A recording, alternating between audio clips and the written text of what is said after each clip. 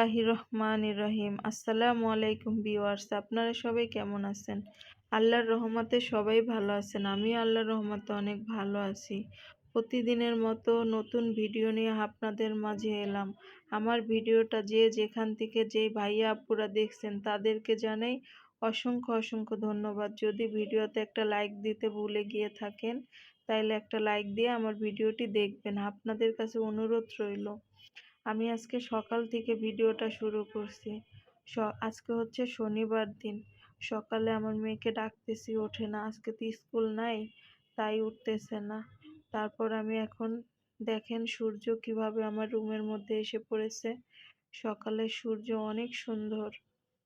এখন আমি পাকঘরে যাব। পাকঘরে যেয়ে একটু ডাল ভিজিয়ে তারপর চুলায় বসিয়ে দেব। এখন আমি ডালটাকে ধুয়ে নিলাম।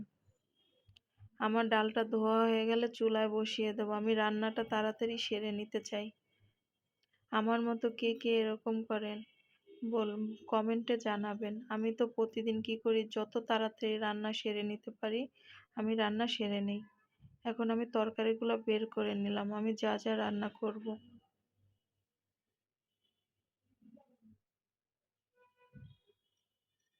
এখন একটু দুধ গরম করে নিলাম, একটু দুধ চা বানাবো আর একটু চাপটি বানাবো। আমি আর আমার মেয়ে খাওয়ার জন্য। ছেলে তো ঘুমাচ্ছে, ছেলের বাবাও ঘুমাচ্ছে। আর ছেলের বাবা চাও খাবে না, আর দুধ এই কি বলে চাপটিও খাবে না। সে খাবে বাদাম আর আনার খাবে একটা, আর কফি খাইলে খাইতে পারে। তা জানি না খায় কি না। এখন আমি চাপটিটা বানিয়ে নেব। আমার আটাটা মাখানো হইতেছে। আমার আটাটা মাখানো হয়ে গেছে। এখন চাপটিটা আমি দিয়ে দিলাম চুলার মধ্যে।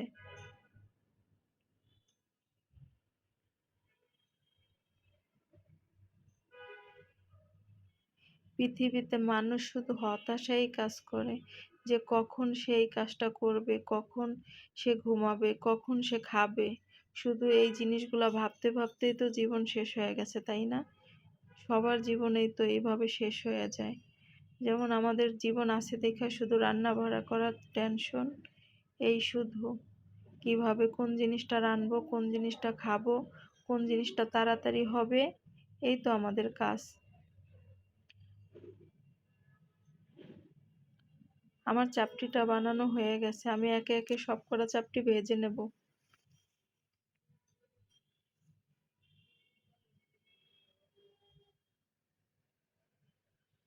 এখন আমি আনারটা 4 ভাগ করে আমার হাজবেন্ডের কাছে দিয়ে আসবো বাছার জন্যে।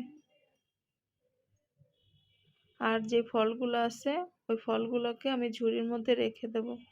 এই ছোট্ট যে ফলটা দেখতেছেন এটা হচ্ছে আমার গাছের ফল। এটাও নাকি মালটা, কিন্তু নরমও হয় না, কিছুই না, কোনোটাই না। এটা হচ্ছে আমার ফলের রাজা, তাই আমি এখানে রেখে দিছি। আমি খাচ্ছিও না, কাটিও না। আমার গাছে আরো 4-5টা আছে। এখন একটু রং চা বানিয়ে নেব। আর আমার ডালটাও ফুটে গেছে। আজকে আমি ডাল মূলা দিয়ে রান্না করব। কে কে আমার মতো মূলা দিয়ে ডাল রান্না করে খান কমেন্টে জানাবেন। আমাদের বরিশালে তো এই জিনিসটা খায়। তারপর পাটের শাকের ডাল খায়। আপনার দেশে কি এরকম খায়? কমেন্টে জানাবেন আমার আপুরা। আর আমি মুরগির মাংসটা হাতে মাখায় বসায় দিছি চুলার মধ্যে। আমরা মানুষ কম দেখা কম কম রান্না করি, ছোট্ট ছোট্ট পাতিলে। আমার পাতিল দেখে কেউ কিছু মনে করবেন না। আমার যেই পাতিলারি আছে আমি ওগুলাতেই রান্না করি। আমি কোনো কাউকে দেখানোর জন্যে মানে সুন্দরভাবে করার জন্য করি না। আমি যেরকম আমার লাইফ স্টাইল নিজে করি, তো ওরকমই আপনাদের মাঝে শেয়ার করি, বুঝে নেবেন।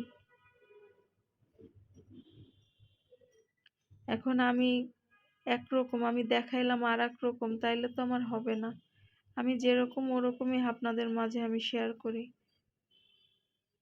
এখন আমি রান্না করতেছি তো, আর টেবিলটাকে মোছায় নিছি যাতে রান্না করে যাতে তরকারি টেবিলের মধ্যে আইনা রাখতে পারি।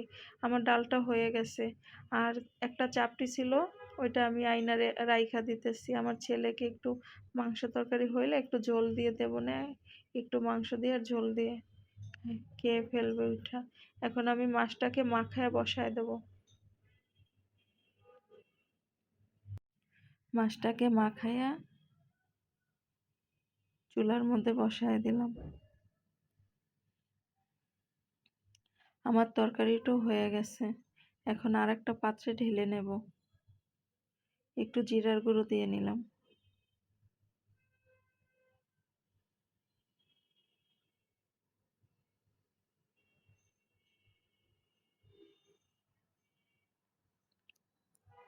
আমার মুরগির মাংসটাও হয়ে গেছে, টেবিলে এনে রেখে দিলাম। আর আরেক চুলায় আমি ভাতটাকে বসিয়ে দিলাম।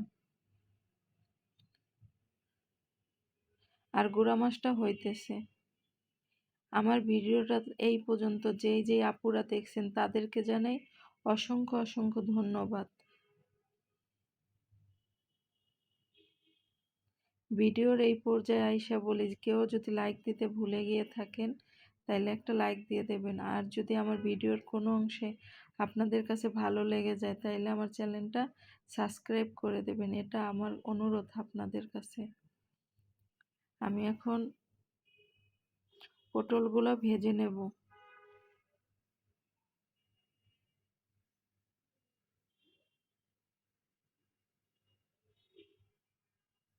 আমার পটলগুলো চুলায় দেওয়া আছে। আর এই ফাঁকে আমি কি করতেছি, পেঁয়াজগুলা বেছে নিচ্ছি, কারণ পেঁয়াজের যে দাম, মানে ভবিষ্যতে যে কিভাবে চলবো জানি না।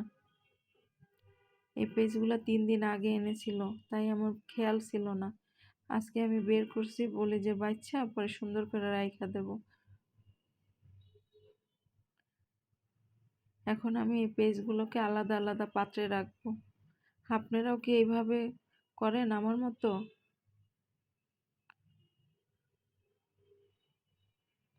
এই যে ময়লাগুলো আমি ফালায় দিলাম।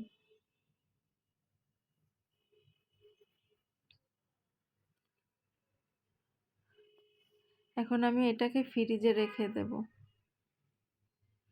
আর আজকে আমি রান্না করছি হচ্ছে পটল ভাজা, গুঁড়া মাছ, আর হচ্ছে মুরগির মাংস, আর হচ্ছে ডাল দিয়ে মূলা দিয়ে। আমার রান্নাগুলো কেমন হয়েছে কমেন্টে জানাবেন। আর এখন আমি পানিটা এক রুমে দিয়ে আসি, যার যদি খাইতে ইচ্ছা করে খাবে। আমার ভিডিওটা যদি ভালো লাগে তাইলে আমার সাথে থাকবেন। আজকের জন্য সবাইকে বলছি আল্লাহ হাফেজ।